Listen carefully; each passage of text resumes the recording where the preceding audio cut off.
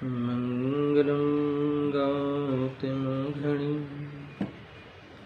मंगलं कुन्दकुन्दारी जैनधर्मोऽस्तु मङ्गलम् सर्वमङ्गलमाङ्गल्यं सर्वकल्याणकारकं प्रधानं सर्वधर्माणां जैनं जयतु शासनं जैनं जयतु शासनम् सर्वव्यापीकचिद्रूप स्वरूपाय परात्मने स्वोपलब्धिप्रसिद्धाय ज्ञानानन्दात्मने नमः।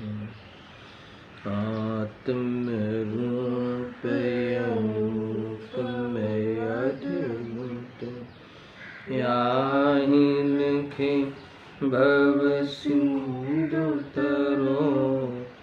आत्मरूप।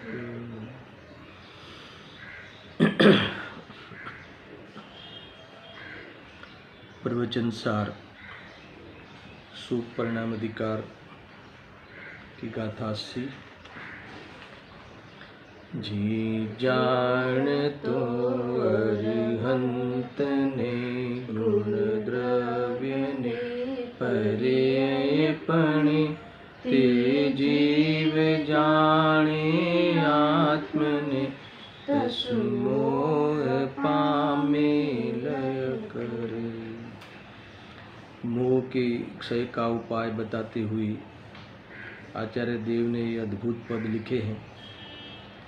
इसमें ऐसा कहते हैं कि जो अरिहंत को द्रव्यपणे, गुणपणे और पर्यायपणे जानता है वह अपने आत्मा को जानता है और उसका मोह अवश्य लय को प्राप्त होता है। अब इसमें इस गाथा में प्रारंभ में ही मैंने इसके संदर्भ में जो 4 बिंदु उठाए थे, इसमें अंतिम बिंदु की चर्चा यहाँ हमने कल से प्रारंभ की थी। तो है 10वीं कथा। हाँ, तो इसमें अंतिम बिंदु वो क्या है कि अरिहंत तो पर्याय है और अरिहंत के द्रव्य गुण और पर्यायपने को जानने को कहा है। सुनना, अरिहंत तो स्वयं एक पर्याय है और उस अरिहंत के द्रव्य गुण और पर्यायपने को जानने को कहा है। तो अरिहंत पर्याय का द्रव्य तो समझ में आता है। क्यों? क्योंकि पर्याय का द्रव्य तो होता ही है, यानी हर पर्याय का अपना अपना द्रव्य होता है। जितने भी पर्याय होती है उस पर्याय का अपना द्रव्य होता ही होता है, यानी उस पर्याय के द्रव्य को, अरिहंत की पर्याय के द्रव्य को जानने की तो कोई प्रॉब्लम नहीं है। और दूसरा, पर्याय का गुण भी समझ में आता है, क्योंकि जो आत्मा में अनंत गुण है उस अनंत गुण की अनंतता प्रकट हो गई है, वही अरहंत दशा है। इसलिए अरहंत दशा के गुण का भी कोई समझने में प्रॉब्लम नहीं है, वो भी समझ में आता है। मगर यहाँ अरिहंत की पर्याय की जो पर्याय जानने को कहा वह क्या है, क्योंकि पर्याय की पर्याय तो होती नहीं। अपना इसी पे पूरा विस्तार कल भी हुआ था। तो ये अरिहंत के पर्याय रूप में, अरिहंत को पर्याय रूप में न लेते हुए अरिहंत पर्याय से युक्त जो पदार्थ है या वस्तु है ऐसा लेना है, और उस वस्तु के द्रव्यत्व, गुणत्व और पर्यायत्व की चर्चा की जाती है। यानी मैंने द्रव्य, फिर गुण ने, द्रव्य, पदार्थ और तत्व, ये 3 संबंधी विशेष चर्चा की थी कल। सुनना, और उसमें अरिहंत को यहाँ पदार्थ के रूप में लेना है। जो पर्याय की बात चलती है, अरिहंत के पर्याय की कौन सी पर्याय लेनी, तो यहाँ पर्याय शब्द में जो पर्याय शब्द है वो पर्यायवाचक नहीं है। पर्याय जो शब्द है वो पर्यायवाचक नहीं है, पदार्थवाचक में उठाना है। क्योंकि मैंने कल एक प्रवचन सार की जो शैली का थोड़ा परिचय कराया था कि प्रवचन सार पहले एक वस्तु खड़ी करता है, फिर किसी भी विशिष्ट पर्याय की मुख्यता से उस वस्तु को वास्तव में पदार्थ कह देते हैं, और फिर उस वस्तु के अर्थात उस पदार्थ के द्रव्यत्व, गुणत्व, पर्यायत्व की चर्चा यहाँ करते हैं। तो उसके अंतर्गत मैंने कल 10वीं गाथा प्रमाण के रूप में आपको याद कराई थी। पुनः उससे देखते हुए आगे बढ़ते हैं। देखो 10वीं गाथा प्रवचन सार की कि इस लोक में परिणाम के बिना पदार्थ नहीं है और पदार्थ के बिना परिणाम नहीं है। उसकी चर्चा अभी पहले हो चुकी है। इसके बाद का जो अंश है इस गाथा का, वो मैं आपको प्रमाण के रूप में पेश करता हूँ कि पदार्थ द्रव्य गुण पर्याय में रहने वाला और उत्पाद व द्रव्य में अस्तित्व से बना हुआ है। न देखो, पदार्थ को द्रव्य गुण पर्याय में रहने वाली वस्तु कही, यानी पदार्थ के द्रव्य गुण पर्याय की चर्चा यहाँ की जाती है। तो इसमें ये अपने को प्रमाण मिला। आपको इसको और खुलासा चाहिए तो भावार्थ ले लो, 17 पेज पे है। और फिर वस्तु तो द्रव्य गुण पर्याय में है ना। वस्तु या पदार्थ, जो भी कोई पदार्थ है वह द्रव्य गुण पर्याय में है। उसके त्रैकालिक ऊर्ध्व प्रवाह सामान्य द्रव्य है और साथ ही साथ रहने वाले भेद है वे गुण हैं, तथा क्रमशः होने वाले भेद है वे पर्याय है। इतना सिंपल कहा है, सुनो ख्याल में आया। जो भी कोई वस्तु है वो वस्तु के 3 पड़खे, उस वस्तु के 3 अंश, वो वस्तु त्रिलक्षणी है, ऐसा समझ लो। वस्तु द्रव्यत्व, गुणत्व, पर्यायत्व से रची हुई है। वस्तु द्रव्यत्व, गुणत्व, पर्यायत्व से उस प्रकार से बनी हुई सतरूप है। वस्तु उत्पाद व ध्रुव्यात्मक रूप से सत है ना। उत्पाद व यानी उसमें पर्याय, और ध्रुव्य तो उससे वो गुण, और उस उत्पाद व ध्रुव्यात्मक सहित जो सत्ता है वो द्रव्य, ऐसा भी लिया है। बहुत कुछ चर्चा आगे आने वाली है।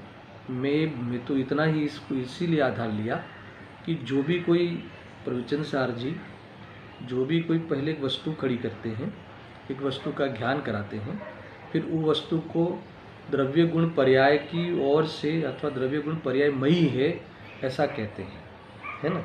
और फिर द्रव्य गुण पर्याय को समझाते हुए इस भावार्थ में ऐसा लिखा कि जो त्रैकालिक ऊर्ध्व प्रवाह सामान्य द्रव्य है ना, हमेशा बना रहता हुआ ऊर्ध्व प्रवाह, यानी हमेशा अन्वय रूप से जो है रूप से, है ना, वो सामान्य द्रव्य। और उसके साथ है ना क्रमभावी और सहवर्ती और क्रमवर्ती, इसमें गुणों को लिया। उसके साथ में रहने वाले जो विशेषताएं हैं वो सब गुण हैं, और क्रमशः होने वाले जो भेद है, साथ में रहने वाले भेद है वो गुण है, और क्रमशः रहने वाले भेद है वो पर्याय है। तो ये 3 प्रकार से उस वस्तु का द्रव्यत्व, गुणत्व, पर्यायत्व पाया जाता है। और ऐसा द्रव्यत्व, गुणत्व, पर्यायत्व सबका है, सब जीवों का है, अरिहंतों का भी है, अरिहंतों का है वैसा हमारा भी है, सब द्रव्यों का है। उसकी सिद्धि आगे टीका में करने वाले हैं। मुझे तो इतना बताना था कि यहाँ पर्याय की जो बात कही, पर्याय का जो पर्यायत्व, पर्याय को का पर्यायपना क्या है, अथवा जो अरिहंत के द्रव्य, गुण और पर्याय को जानने को कहा, तो अरिहंत का द्रव्य तो समझ में आता है, वो अरिहंत स्वयं पर्याय है तो उसका द्रव्य समझ में आता है। अरिहंत पर्याय है तो उसके गुण भी समझ में आते हैं। और अरिहंत पर्याय है, उसकी पर्याय क्या हो सकती है। तो यहाँ पर्याय में, पर्याय शब्द में पर्यायवाचक जो शब्द है उसमें पर्याय वाच्य नहीं है, उसमें पदार्थवाच्य है। तो अरिहंत से युक्त वस्तु, अरिहंत से युक्त परमात्मा, अरिहंत दशा से युक्त आत्मा, अरिहंत दशा से युक्त वो वस्तु लेनी है, वो पदार्थ लेना है, यानी अरिहंत पदार्थ की बात है। इसलिए मैंने कल पदार्थ, द्रव्य और तत्व का खुलासा किया था। है ना। तो यहाँ ये बात यहाँ खास आई है। देखो यहाँ मूल यहाँ किसी विशिष्ट पर्याय को लेके वस्तु कही, है ना, कोई वस्तु कही और वो 3 प्रकार से द्रव्य गुण और पर्यायत्व की बात उनकी करनी है, अथवा वो वस्तु द्रव्य गुण पर्यायमयी है। ये अभी हमने 10वीं गाथा के आधार से देखा। वैसे यहाँ अर्हन दशा को मुख्य करके, अब अपनी ये 80वीं गाथा, यहाँ अर्हन दशा को मुख्य करके एक वस्तु खड़ी की, है ना। वो अर्हन सर्वज्ञ है, वितरागी है, ऐसी, है ना, अनंत सुखी है। ऐसे अर्हंत को, ये सब अनंत सुखी, है ना, चतुष्टयधारी और चतुष्टयधारी आत्मा, तो वही पदार्थ में चला जाएगा। यानी अर्हन दशा को यहाँ पदार्थ के रूप में खड़ा किया। आचार्य देव ने अर्हन दशा को मुख्य करके एक अर्हंत नामक जीव को, आत्मा को कहा। उस अर्हंत पर्याय से युक्त आत्मा को यहाँ खड़ा किया, अर्थात अर्हंत पर्याय से युक्त पदार्थ को यहाँ खड़ा किया। और वो वितरागी भी है, अनंत सुखी भी है, और उनके सामने हमको खड़ा किया, है ना। उसको जान के, उनको जान के हमें जानना है, उनके द्रव्यत्व गुणत्व पर्यायत्व को जान के हमारे द्रव्यत्व गुणत्व पर्यायत्व को जानना है, तो ही मोह का क्षय होगा। इतनी बातें यहाँ कही है। तो सामने हमको खड़ा किया। हम यानी कौन, सुनना, यहाँ हम यानी कौन, हम यानी मनुष्य, रागी, द्वेषी, मिथ्या दृष्टि, पापी, समझ लेना। हम यानी वो लेना है, और सामने कौन है, अर्हंत को लेना है। अर्हंत से युक्त आत्मा को लेना है, अर्हंत दशा से युक्त आत्मा को लेना है, वितराग दशा से युक्त आत्मा को लेना है। सुनना, अनंत सुख के से युक्त अर्हंत उस आत्मा को लेना है, और सामने यहाँ रागी, द्वेषी, ऐसी पर्याय से युक्त आत्मा को लेना है। चाहे निगोद का जीव ले लो ना, कोई प्रॉब्लम नहीं, निगोद का जीव ले लो, तो उस निगोद की जो प्रचुर कलंक वाली जो पर्याय है, उससे युक्त आत्मा लेना है। अब यहाँ कहते हैं कि ये पदार्थ के रूप में सिद्धि हुई। अभी कोई निगोद की पर्याय से युक्त आत्मा है ना, अर्थात, और सामने अर्हंत दशा से युक्त आत्मा, तो वो दोनों द्रव्य गुण पर्यायमयी है ना। अर्हंत भगवान, अर्हंत दशा से युक्त आत्मा, वो भी द्रव्य गुण पर्यायमयी है, और निगोद की दशा से युक्त आत्मा, वो भी द्रव्य गुण पर्यायमयी है। क्योंकि यहाँ ये 10वीं गाथा में हमने पढ़ा ना कि वस्तु तो द्रव्य गुण पर्यायमयी है, यानी ये वस्तु यानी पदार्थ, कोई भी पदार्थ, अर्हंत नामक पदार्थ, है ना, और यहाँ निगोद नामक पदार्थ, दोनों कैसे है, द्रव्य गुण पर्यायमयी है। ये मूल बात लेनी है। तो ये वस्तु खड़ी की, और उनको ये द्रव्य गुण पर्यायमयी है, ये भी द्रव्य गुण पर्यायमयी है। तो ये द्रव्य गुण पर्याय बना, दोनों के कैसे है, समान है। अगर बस उसी को सिद्धि करना है। ये समान शब्द बहुत परेशान करता है ना हमें। परेशान कैसे कहते मतलब समान कैसे कहते हो, तो ये इतना अंतर है। वो कहा, वो सर्वज्ञ, हम अल्पज्ञ, वो सुखी, हम दुखी, है ना। तो ये अब हमें ऐसा लगता है कि आप समान शब्द हमें बहुत खींचता है। ये टीकाकार ने जो समान शब्द लिखा है ना, वो वहीं पे मुझे भी जाना है, इसको यहाँ से उसकी भूमिका बना रहा हूँ मैं। यहाँ कहते हैं कि अरे भाई सुनना, जहाँ समानता है, जहाँ अंतर नहीं है, वहाँ से हमने कभी नहीं देखा। इसीलिए आपको ये जो बाहरी अंतर है ना, ऊपरी अंतर, इसीलिए पढ़ा है। ये सर्वज्ञ है, हम अल्पज्ञ है, वो हम रागी है, वो वितरागी है। ये जो बाहरी अंतर है, ये ऊपरी अंतर है। ये अंतर, जहाँ अंतर नहीं है वहाँ एक बार देखो, फिर ये अंतर नहीं रहेगा, वो गारंटी है ना। ये फिर ये जो मोह खड़ा ही नहीं होगा। ये अंतर करने वाला जो परिणाम है, वो परिणाम ही खड़े नहीं होंगे, तो इसलिए अंतर नहीं होगा। सुनना, ये जो बाहर में अंतर है ना, वो तो वास्तव में मूल आत्मा है ही नहीं, वो तो अनात्मा है। वो तो कर्म के अभाव और कर्म के सद्भाव से होने वाली विशेष स्थिति है, वो कैरेक्टर है, तो पर्याय का विशेष है। वो पर्याय का पर्यायत्व नहीं है, पर्याय का विशेष यानी वो पर्याय का विषय है। समझ लेना, ये समझ में, ये यहाँ कहते हैं। खुलासा तो अभी होगा, मैं स्थापना कर रहा हूँ। देखो, हम जो सब जीवों में, सब द्रव्यों में, है ना, जो भी है, जिस जिस अवस्था को लेके वो पदार्थ अभी विश्व में कोई ना कोई नाम पाकर दिख रहा है ना। जैसे रुमाल है, ये घड़ी है, ये जो भी जितने भी पदार्थ हमें दिख रहे हैं, कोई न कोई अवस्था विशेष को पाकर कोई न कोई नाम से दुनिया में पहचाने जाते हैं, दुनिया के लोग उसे जानते हैं, तो वो सारे पदार्थ कैसे है? द्रव्य गुण पर्याय में ही है। इतना ख्याल में आया? तो यहाँ कहते हैं कि वो द्रव्यत्व, गुणत्व और पर्यायत्व की ओर से सब जीव ले लो, सब द्रव्य ले लो, है ना, उसमें कोई अंतर नहीं है। अगर वहाँ से देखें तो ये जो भेदभाव ही खड़ा नहीं होगा, और भेदभाव को लेकर जो आकर्षण होता था, है ना, वो समानता के अंतर्गत वो आकर्षण समाप्त हो गया। इस प्रकार से मोह को अभाव किया जा सकता है। इसकी बात यहाँ आई है।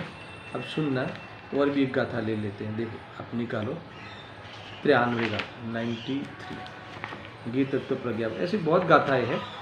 मुझे तो ये सिद्ध करना है कि ये अरिहंत की पर्याय में जो क्या लेना बातें खड़ी हुई ना, तो उस पर्याय में, अरिहंत की पर्याय में पर्याय नहीं लेना है। समझ में आया? तो अरिहंत पर्याय में अरिहंत से पर्याय युक्त वो आत्मा लेना है, वो वस्तु लेनी है, वो वास्तव में अरिहंत पर्याय से युक्त वो द्रव्य लेना है ना, वो अरिहंत पर्याय से युक्त पदार्थ लेना है। फिर वो द्रव्य गुण पर्याय में ही है। और वैसे जैसे वो द्रव्य गुण पर्याय में ही है, जैसा उनका द्रव्य गुण पर्याय में पना है, वैसा राग से युक्त हम, है ना, द्वेष से युक्त हम, रागी द्वेषी हम, मिथ्या दृष्टि हम, पर्याय में पाप है ऐसे पापी हम भी वैसे ही, उन जैसे ही द्रव्य गुण पर्याय में से युक्त है ना। तो वो उनके वो द्रव्य गुण पर्याय में पना और हमारे द्रव्य गुण पर्याय में पना, अगर वो उसमें अगर जानेंगे, उसके द्वारा हम एक दूसरे को जानेंगे, तो समानता के अलावा और कुछ भी सिद्धि नहीं होगी। इसीलिए ये कहते हैं कि उनको जानने से निश्चय से हमारा ज्ञान होगा। ये टीका का प्रारंभ तो हो ही गया है, पढ़कर पुनः करेंगे। और मुझे ये, इसके अंतर्गत मुझे ये सिद्धि करने के लिए मैंने ये गाथाएँ खोली है कि ये प्रवचन सार में कोई न कोई वस्तु खड़ी करते हैं, फिर उसकी कोई विशिष्ट पर्याय की ओर से उसे पदार्थ की सिद्धि करते हैं, फिर उसे क्या कहते हैं, उसके द्रव्य गुण पर्याय में ही पना है, ऐसी सिद्धि करके वो वस्तु की जो सत्ता है, वस्तु की जो शुद्ध सत्ता है, वस्तु की जो सात्विक सत्ता है, त्रिकाल सत्ता है, निरपेक्ष सत्ता है, वो सत्ता को बताते हैं। और वो सत्ता को हम देखें तो पर्याय के अंदर आधीनता वाला जो है ना पोर्शन है, विभाग है, वो सब निकल जाएगा और वो विशेष में भी स्वाधीनता वाला लाभ हमें होगा। ऐसी चर्चा इसमें आई है। बराबर इस प्रकार से तुम देखना। देखो, और मैं एक गाथा लेता हूँ इसको समझने के लिए। 93 गाथा गीत तत्व प्रज्ञापन की पहली गाथा है, गजब की है। देखो, अत्थो खलु दव्वमो दव्वाणी गुणपग्गाणी बणिदाणी तेहिं पुणोपज्जाया पज्जय मुड़ाही परसमया। इसमें जो मुझे दर्शन कराना है, इसमें ये बोध कराना है कि प्रवचन सार में किसी न किसी पर्याय से युक्त जो वस्तु है उसे पदार्थ कहते हैं। फिर उस पदार्थ के द्रव्यपना, गुणपना और पर्यायपना, वो द्रव्य गुण पर्यायमयी है, ऐसी वस्तु की सिद्धि करते हैं। वही उत्पाद वे द्रव्यात्मक अस्तित्व की सिद्धि करते हैं, अर्थात वो वस्तु उस द्रव्य गुण पर्याय में पाई जाती है। जो भी वस्तु है वो द्रव्य गुण पर्यायमयी ही दिखती है ना। विश्व के अंदर द्रव्य गुण पर्याय के अलावा और कुछ नहीं है ना।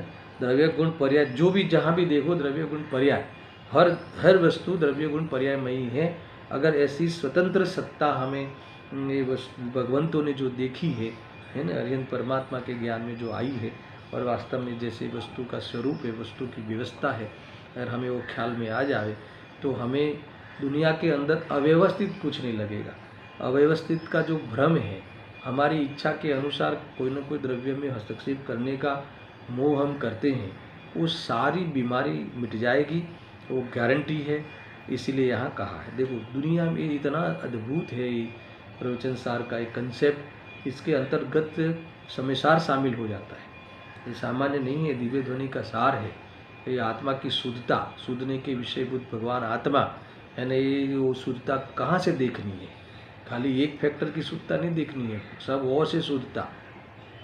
वो पदार्थ उसको ये देखो, ये भगवान आत्मा कहो, शुद्धात्मा कहो, ज्ञायक भाव कहो, तो कोई एक अंश को मुख्य करके नहीं है, वो पर्याय की पूर्णता, पर्याय की परिपूर्णता और शुद्धता लिए हुई वस्तु को सिद्ध करनी है द्रव्य क्षेत्र काल भाव से।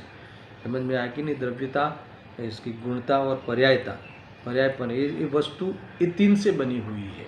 ये तीन को लेके वस्तु, ये तीनमयी वस्तु होती है। दुनिया में जो भी वस्तु देखो ये तीनमयी होती है, और ये तीनमयी जो है, ये द्रव्य गुण पर्यायमयी जो वस्तु की पहचान है, तो वो कहीं किसी के भी भेदभाव नहीं है, किसी के भी प्रकृति ने अन्याय नहीं किया है कि किसी के द्रव्य गुण पर्याय में खामी हो और हमारे द्रव्य गुण पर्यायमयी स्वरूप में खामी हो, ऐसा नहीं। वो सिद्धि वास्तव में करनी है हमें टीका में झाँके। ये तो मैं बीच में और भी एक गाथा को प्रमाण के रूप में ले रहा हूँ कि ये गजब की बात है। कहीं भी द्रव्यपना, गुणपना और पर्यायपना में आप कोई भी अंतर हो, वस्तु में, वस्तु द्रव्य गुण पर्यायमयी में पाई जाती है, वो भी वस्तु अपने अपने द्रव्य गुण पर्यायमयी दिखती है ना। उसके अंदर कोई भी अन्याय हो, कोई भी फेरफार हो, कोई भी भेदभाव हो एक द्रव्य की दूसरे द्रव्य से, ऐसा हो ही नहीं सकता। क्यों? क्योंकि द्रव्य तो सब एक सरीखे ही होते हैं, तो एक समान ही होते हैं। तो एक समान होते हैं तो उसकी सारी संपत्ति गुण पर्यायमयी, जो सारी उसकी पहचान, सारे उसके लक्षण, सारे उसके टर्म्स, सारी उसकी वास्तव में रचना, उसमें कोई अंतर प्रकृति ने नहीं की है। हमें नहीं की होने पर भी, प्रकृति ने भेदभाव नहीं किया होने पर भी हमें कोई भेद दिखता है किसी न किसी संयोग को लेके, किसी न किसी विशेषता को लेके, तो वो हमें एक साथ रहने में वस्तु एक साथ दिखती है, तो वहाँ हम भ्रम कर लेते हैं, तो वो मोह है। और ये जब द्रव्यमयी, गुणमयी, पर्यायमयी, इनके जिनके जो शुद्धता प्राप्त हो गई है, इनके जैसे है, वैसे अभी पूर्ण शुद्धता वाले जीवों को भी इनके द्रव्यमयी, गुणमयी, पर्यायमयी रचना तो कोई अंतर नहीं है। तो फिर वो वहाँ समानता से देख लेते हैं तो वो अंतर नहीं रहता। अर्थात तो समानता होने पर भी अंतर क्यों पड़ा, वो अगर देख लेवे तो ये समान है जहाँ से, वहाँ से एक बार विचार विमर्श करे और जो दृष्टि में खोट है वो निकल जावे, तो परिणाम नॉर्मल हुए बिना नहीं रहते। ये यहाँ बात कही है। देखो एक गजब की रचनाएं हैं, सुनना। अथो खलु दब्बमो पदार्थ खरेखर द्रव्यमयी छे। ख्याल में आया ना? पदार्थ खरेखर द्रव्यमयी छे। फिर दब्बाणी गुण पग्गाणी भणिदाणी, यानी वो द्रव्य को गुण पग्गाणी, यानी द्रव्य को गुणात्मक भणिदाणी कहा है। सामान्य अर्थ करता हूँ, मुझे इसमें विशेष अर्थ में जाना भी नहीं है। अथो खलु दब्बमो, अथो खलु दब्बमो, अथो यानी अर्थो, पदार्थ यानी ख्याल में है ना, जो हमारे ज्ञान का विषय भी बनता है। अर्थात मान लो कि जो कोई ना कोई नाम देकर उस वस्तु को पहचानी जाती हैं, और नाम कैसे दिया, तो कोई विशेष पर्याय को लेकर उस वस्तु का नाम दिया गया है। समझ में आया ना? समझना, ये जैसे मान लो कि कोई स्त्री, कोई पुरुष, कोई जीव स्त्री, कोई जीव पुरुष, कोई जीव मनुष्य, कोई जीव नारकी, कोई जीव देव, ठीक है, कोई जीव तिर्यंच, कोई घोड़ा, कोई गधा, ये सब है ना। तो ये जो नाम दिए, तो ये नाम दिए, जीव के नाम बोल रहा हूँ, जीव के अनेक नाम पड़े, तो कैसे पड़े, तो उसी पर्याय से युक्त है ना, उस जीव का, उस आत्मा का नाम पड़ा, तो उसको पदार्थ कहा। वास्तव में तो ऐसी अनंती पर्याय है ना, त्रिकालवर्ती पर्याय सहित ही द्रव्य का रहना होना वो द्रव्य की पहचान है। मगर उसमें से जो वर्तमान में जो कोई विशिष्ट पर्याय से युक्त होता है, उसी पर्याय को लेकर उस आत्मा को, उस द्रव्य को, उस वस्तु को जाना जाता है। वो अथो हो गया, वो पदार्थ हो गया, बराबर है। देखो अब खुलते, वो पदार्थ खरेखर द्रव्यमयी है। आगे तो हमने लिया ना द्रव्य गुण पर्यायमयी है, पर इसको यहाँ खोलते हैं, वो पदार्थ द्रव्यमयी है। वो पदार्थ कैसा है? द्रव्यमयी है। और द्रव्य कैसा है? फिर द्रव्य गुणात्मक है, गुण पग्गाणी, ऐसा कहा है, ऐसा कहते हैं। किसने कहा है? अरिहंतों ने कहा है। अच्छा, ऐसा किसने करा है? तो किसने करा नहीं है, ऐसा स्वरूप है, खाली अरिहंतों ने कहा है, बताया है। इतना उपकार हमारे पे है भगवंतों का। ये सामान्य बात नहीं है, अगर ये समझ में आ जाए ना तो कली कली खिल जाए। सुनना, अभी मैं तो विषय की मावजत कर रहा हूँ, इसकी भूमिका बांध रहा हूँ। ये विषय खुलेगा तो मतलब आधे घंटे में समझ में आ जाएगा, 30 मिनट्स में, कि ये हमारे दुनिया में हमें कहीं भी मजदूरी करने की, गुलामी करने की, मोह से प्रभावित होने की जरूरत नहीं है, भ्रम में रहने की जरूरत नहीं है। ये क्या कहा, अत्थो खलु दब्बमो, यानी जितने भी अर्थ है, जितने भी पदार्थ है, वो खरेखर द्रव्यमयी है। सुन, और यहाँ कहते हैं कि वो जो द्रव्यमयी है, तो द्रव्य किसे कहते हैं? गुणों के समूह को, यानी गुण पग्गाणी, वो उसके गुणात्मक होते हैं। ठीक है, इसके बाद क्या, द्रव्य गुण की तो सिद्धि कर दी, वो पदार्थ के जो भी पदार्थ दिखते हैं, वो पदार्थ के द्रव्य गुण की सिद्धि तो कर दी। अब पर्याय की सिद्धि करनी है, तो पर्याय का क्या कहते हैं? तेह्या तेही पूर्णोपज्जाया तेनी पर्यायो थाय छे। किसकी पर्याय होती है? द्रव्य की, गुण की, दोनों की पर्याय होती है।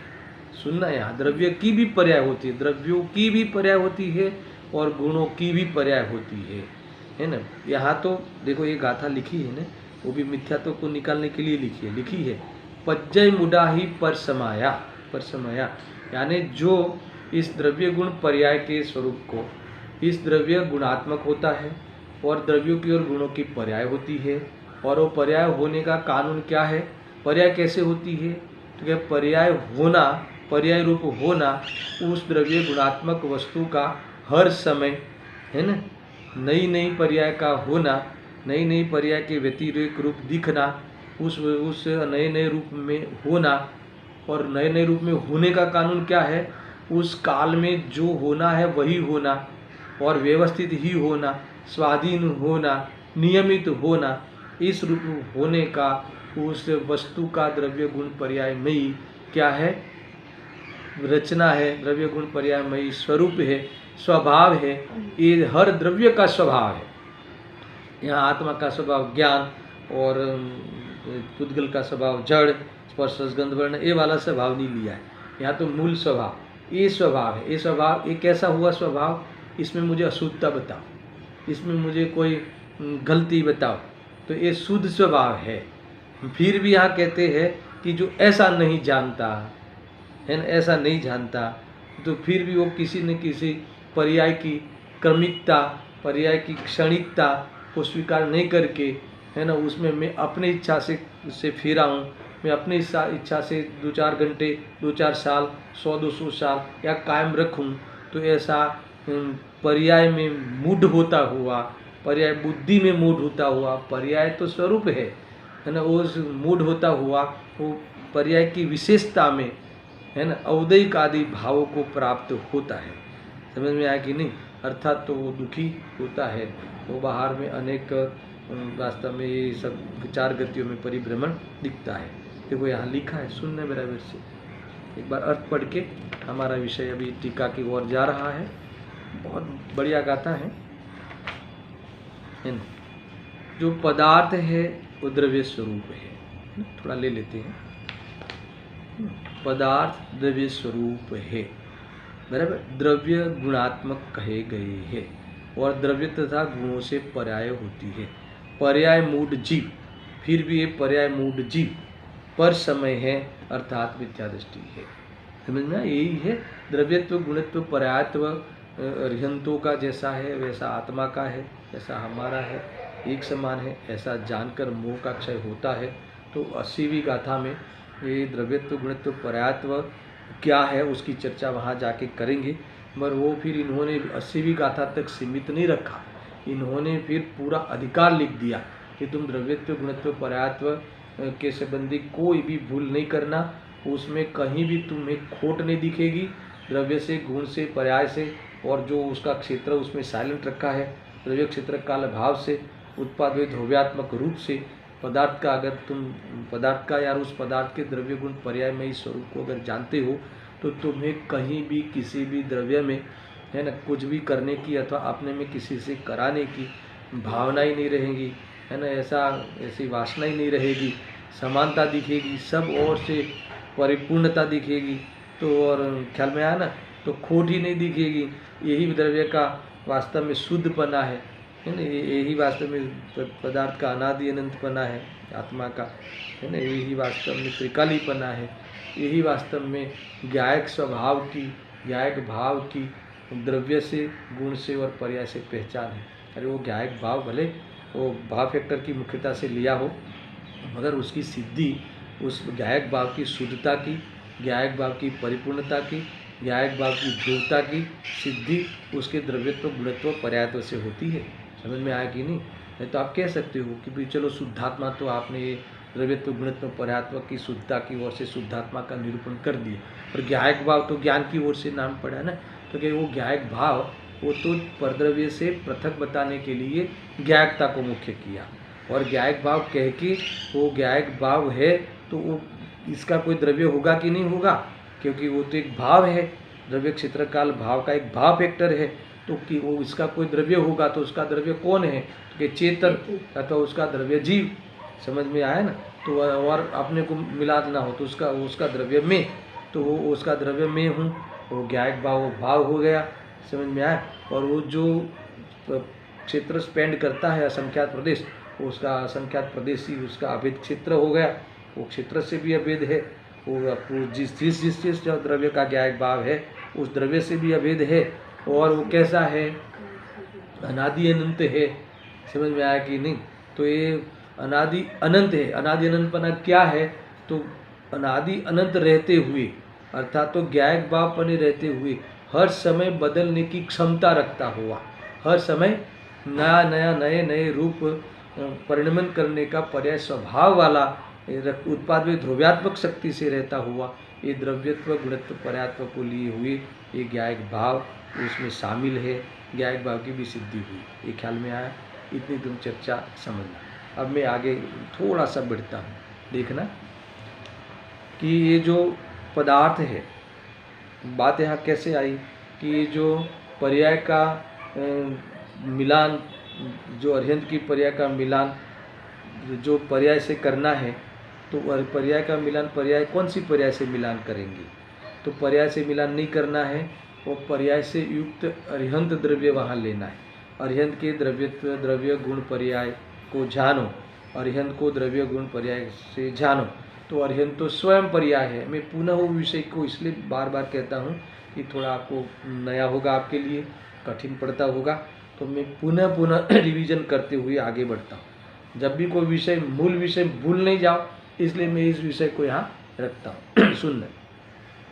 तो यहाँ जो मोह के क्षय के उपाय में बताया कि जो अर्हंत को द्रव्य गुण और पर्याय पने से जानता है, और वो अपने आत्मा को जानता है, और जो अपने आत्मा को जानता है उसके मोह का क्षय होता है। तो अर्हंत को द्रव्य गुण पर्याय पने जानने को जो आप कहा, तो अर्हंत के द्रव्य तो समझ में आता है, अर्हंत के गुण भी समझ में आता है। अर्हंत एक स्वयं पर्याय है, इसीलिए वो जो कोई द्रव्य, जिस पर कोई ना कोई द्रव्य की ही पर्याय होगी, और वो गुणों का ही परिणमन है, अनंत गुणों की अनंतता वाला है वो अर्हंत दशा, इसलिए गुण भी समझ में आते हैं।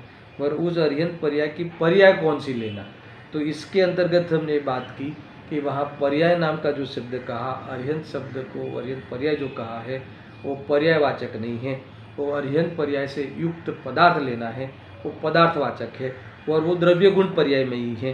ये शैली रही अपने प्रवचन सार की। आचार्य देव ने यहाँ इसके लिए 93 गाथा में ये कहा कि ये जो जितने भी पदार्थ दिखते हैं वो सब क्या है, द्रव्य स्वरूप। पहले इतना ही समझ लेंगे, फिर टीका का प्रारंभ में करूँगा, भले आज इसी में समय चला जाए। बहुत शांति से समझना है ना, ये ताकत से समझना कि ये जितने भी चीज़ें दिखते हैं, पेड़ है ना, ये पत्ते, ये घर, ये सब जो दिखता है, तो ये वो द्रव्य थोड़ी ना है। 6 द्रव्यों में वो कौन सा घर नाम का द्रव्य है ना, है कोई? जीव, पुद्गल, धर्म, अधर्म, आकाश और काल। तो ये फिर ये सब उसमें तो कोई नाम ही नहीं आया। मान लो कि रूमाल कौन 6 द्रव्य में से ये रूमाल नाम का तो कोई द्रव्य ठहरता ही नहीं। तो फिर ये क्या है? तो कि रूमाल है, ये पुद्गल रूपी पदार्थ है, पदार्थ है ना, अर्थात तो ये पुद्गल के पिंड की कोई अथवा तो ये अनेक परमाणु की कोई विशिष्ट पर्याय बनी है, उस पर्याय का नाम हमने क्या दे दिया है? रुमाल दिया है। सुनो, यहाँ ध्यान रखो, इस पर्याय का नाम दिया है, क्या नाम दिया है? रुमाल। तो रुमाल नाम का एक पदार्थ हो गया। समझ में आया कि नहीं? तो ये लेना है, हम उसी को उदाहरण लेके चलेंगे। तो ये रुमाल क्या है? पदार्थ है। अब ये कहते हैं ना, ये पदार्थ है, वो क्या है? द्रव्य गुण पर्याय में ही सिद्ध करना है इसको इसमें। तो ये पदार्थ है, ये द्रव्य स्वरूप है, यानी ये पदार्थ जो कोई भी होता है वो द्रव्य स्वरूप है। तो ये और द्रव्य स्वरूप है, और जो द्रव्य होता है वो गुणात्मक होता है और द्रव्यों की और गुणों की पर्याय होती है। तो उस वस्तु को द्रव्य गुण पर्याय में ही सिद्ध किया। समझ में आया ना? तो ये वस्तु ले ली, एक वस्तु है, रुमाल नाम की वस्तु है, रुमाल नाम का पदार्थ है। तो ये पुद्गल की ही कोई विशेष पर्याय को, वर्तमान विशेष पर्याय की मुख्यता से इस रुमाल नाम का पदार्थ हुआ, रुमाल नाम का पुद्गल पदार्थ हुआ। ठीक है, अभी शांति। ये पुद्गल पदार्थ है, जाति पुद्गल की है, ये पुद्गल पदार्थ है। अब ये जो रुमाल है, तो ये पदार्थ है, तो इसमें अनेक द्रव्य है। समझ में आया? इसमें अनेक पुद्गल परमाणु है, तो वो द्रव्य भी है वहाँ। और वो जो द्रव्य है वो द्रव्य की पर्याय होती है। वो द्रव्य, फिर से वो द्रव्य है, वो द्रव्य गुणात्मक होते हैं। एक एक परमाणु, रुमाल के एक एक परमाणु, ये रुमाल नाम के पदार्थ जहाँ बसता है वहाँ द्रव्य ही द्रव्य है। तो वो एक एक परमाणु, एक एक परमाणु, अनेक परमाणु यहाँ विराजमान हैं, वो सब क्या है? द्रव्य है। और वो द्रव्य क्या होते हैं? द्रव्य है तो द्रव्य गुणात्मक होते हैं। समझ में आए? अब गुणात्मक होते हैं तो द्रव्य की और गुणों की पर्याय होती है, ये दोनों के लिए है। तो द्रव्य की पर्याय को कौन सी पर्याय कहते हैं? द्रव्य पर्याय। और गुणों की पर्याय को कौन सी पर्याय कहते हैं? अर्थ पर्याय अथवा गुण पर्याय। बराबर है? तो ये जो ये पुद्गल परमाणु की, ये समझना, ये पुद्गल परमाणु को लेकर एक कोई अवस्था विशेष हुई है स्कंद रूप, तो इसे रुमाल नाम दे दिया गया। तो उस जो ये कौन सी पर्याय हुई? पर्याय का पाठ अगर पढ़े हो तो इस समान जातीय द्रव्य पर्याय हुई, व्यंजन पर्याय हुई। बराबर, इस समान जातीय द्रव्य पर्याय हुई। सुनना, अभी वो जो एक एक परमाणु है यहाँ पे, एक एक परमाणु है यहाँ, तो एक एक परमाणु की अपनी अपने गुणों की पर्याय होती है। सफ़ेद है, गंध है, कोई ना कोई स्मूथपना है, तो कौन सी पर्याय हो गई? अर्थ पर्याय। समझ में आया ना? अभी मुझे इसमें उस विषय में ज़्यादा नहीं जाना है, मुझे तो ये विषय को मैंने क्यों छेड़ा, तो उसकी ये पर्याय होती है। बराबर। अब यहाँ सुनना, ये जो पर्याय होती है गुणों की और द्रव्य की, ये पर्याय होती है, उसका क्रम क्या है? पर्याय होने का कानून क्या है ना? वो क्रमिक होती है, क्रम से होती है, नियमित होती है, व्यवस्थित होती है और स्वतंत्र होती है। फिर भी ये पर्याय का, ये सब पर्याय का पर्यायपना है। सुनना, हमें तो वहाँ जाना है मूल टीका में, है ना? तो ये फिर भी यहाँ का विषय इतना ही है कि फिर भी ये जो पर्याय मूड बन के रहा कि जब द्रव्य गुणात्मक होते हैं, पर्यात्मक होते हैं, गुणात्मक होते हैं, उसकी पर्याय होती है, तो तू फिर किसी द्रव्य की पर्याय को करने वाला कौन? और तेरी पर्याय के लिए दूसरे द्रव्य की जरूरत पड़ती है, वो कहाँ से आया? हर बातें पूरा है, कायम गुणपने, अनंत गुणात्मक रूप से और उसके कार्यशीलता से रूप से, इसी परिणमनशीलता से रूप से। इसलिए तुझे कहाँ किसी भी आवश्यकता नहीं है, आवश्यकता लगती है वहाँ तक मोह है ना? और वो अनिवार्यता लगती है अथवा वो मेरा कर सकता है, वो मिथ्यात्व है, मोह है, और उसको लेकर उसके प्रति पाने की भावनाएं बनी रहती है, राग बना रहता है, और या किसी को हटा के अपना कार्य करने का राग बना रहता है। तो ये मोह रूप वास्तव में परिणमन है, तो ये भ्रांतियाँ है, ये सब इसको जानने से ये मिटती है। इतना ख्याल में आया? मैं कहाँ भी ले जा रहा हूँ? यहाँ तो देखो, मुझे ये बताना है कि ये जो द्रव्यों की पर्याय हुई, सुनना, द्रव्यों की जो समान जातीय द्रव्य पर्याय हुई, और ये जीव, तो ये असमान जातीय द्रव्य पर्याय हुई। एक जीव नाम का पदार्थ और एक पुद्गल नाम का पदार्थ। ये जीव नाम का द्रव्य, पुद्गल नाम का द्रव्य, दोनों को मिलकर एक अवस्था हुई, वो असमान जातीय द्रव्य पर्याय है ना? और अकेला शरीर लो तो समान जातीय द्रव्य पर्याय है ना? और फिर उस शरीर के परमाणुओं का जो स्पर्श रस गंध वर्ण की ओर से पर्याय लो तो वो उसकी अर्थ पर्याय होगी। और जीव की लो तो राग द्वेष आदि है ना, जो भी हो, जिनके जैसी हो, वितरागता हो तो वितरागता, मिथ्यात्व तो मिथ्यात्व वो उसकी अर्थ पर्याय हुई है ना, वो स्वभाव रूप अर्थ पर्याय भी भाव रूप अर्थ पर्याय, छोड़, इसमें नहीं जानना है मुझे। तो ये बताना है कि ये जो सब पर्याय ली है उसमें यहाँ जो अर्हंत के पर्याय रूप जो पदार्थ को बताया उसकी जो पर्याय, उसका जो पर्याय पना लेना है, इसमें ये सब पर्याय नहीं आती, ताकत वहाँ लगानी है। तो उसमें क्या आता है, तो उसका पर्याय पना लेना है, उसका पर्यायत्व लेना है। वो पर्यायत्व क्या है, तो क्या वो परिणमनशीलता जो एक समय भर का होता है, परस्पर प्रवृत्त होता है, समझ में आया कि नहीं, एक क्षणिक होता है, परस्पर प्रवृत्त होता है, अपने अपने समय में बांधी हुई गांठों की तरह होती है, ग्रंथि गांठे की जैसे होती है। यानी ये सारी जो पर्यायपना है, ये पर्याय का होने का कानून है, अथवा क्रमबद्ध पर्याय ले लो, उस समय व्यवस्थित ही हुई है, जो होनी है वही हुई है, नियमित रूप से हुई है, सुनना बराबर से, है ना, और स्वाधीन रूप से हुई है। ये जो पर्याय का पर्यायत्वपना है, ये जो पर्याय का नेचर है, ये पर्याय का पारिणामिक स्वभाव है, बराबर समझना, ये पर्याय का पारिणामिक स्वभाव है, ये पारिणामिक भाव है, ये पर्याय का निरपेक्षपना है, सहज स्वभाव है, पर्यायत्व लेना है। मेरे को देखो गुण और पर्याय में मैं इतना खुलासा नहीं कर रहा हूँ, मगर पर्याय में कर रहा हूँ। तो ये पर्यंत पर्याय का भी पर्यायपना और हमारे का भी पर्यायपना, निगत के जीव का भी पर्यायपना, ये पर्यायपना पर्यायत्व है, वो सब समान है ना, ये लेना है। ये सारे जो भी पदार्थ है वो ऐसे द्रव्य गुण पर्यायमयी होते हैं, ऐसे द्रव्य गुण पर्यायमयी सत्ता है, ऐसे उत्पाद में द्रव्यात्मक रूप से सत्ता है। समझ में आया कि नहीं? तो ये तो मैंने कथन में कहा, इसका मैं खुलासा करूँगा।